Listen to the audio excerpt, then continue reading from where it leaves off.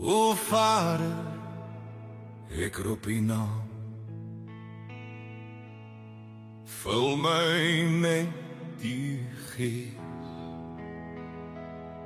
Lei my weg van vleeslike begeertes en laat my wandel in die waarheid. Die vrug van die Gees is liefde wat rein is, vreugde wat helder soos 'n fontein vloei, vrede wat my hart vul soos 'n rivier, en geduld wat wag op die tyd alleen, vriendelikheid wat ander dra, goedheid wat uit uw hart vloei, geloof wat nooit wankel nie, en sagmoedigheid wat die lig wys, selfbeheersing wat die vlees stil maak, 'n Gees wat altyd na jy luister. Teen sulke dinge is daar geen wet nie, want die Gees bring lewe, die Gees bring vryheid. O Vader, ek prys U naam, laat my wandel in die Gees, nie my eie begeertes nie, maar U wil alleen. Seën my met wysheid, seën my met lig. Die Gees lei ons in waarheid, die Gees herinner ons aan U woord.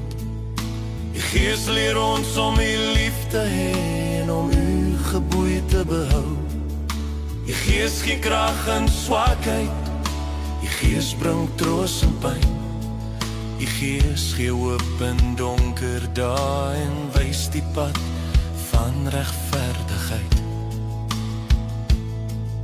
Die Gees leer ons om te bid met sugte wat nie uitspreekbaar is nie. Die Gees getuig dat ons die kinders is en roep uit, Abba, Vader. O Vader, ek prys U naam, laat my wandel in U Gees, nie my eie begeertes nie, maar U wil alleen. Seën my met wysheid, seën my met lig.